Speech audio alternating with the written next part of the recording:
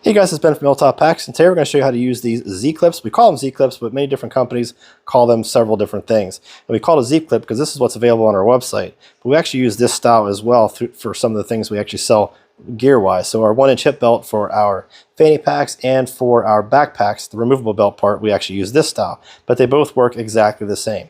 So I'm just going to show you on this one so it's easier to see. So you can't just push on the top. It's going to be really difficult to use. So you want to push right here. So when you close it, snaps right in.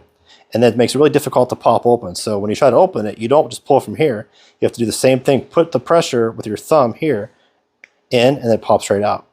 Take some practice to get used to, but it's really, really easy. So again, you push in from the center, and it pops right in. And you want it to pull it apart, you push back in the center again, pops right off. You can't push up here, it won't work. And once it's in, you can't pull from up here, that won't work either. So all the pressure has to be with your thumb. So in, and it pops right out.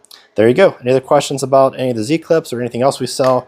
You want to know how to use a certain product or how to install something or how to adjust something? Ask us the question and we'll make a video for it and we'll get it online. So there you go.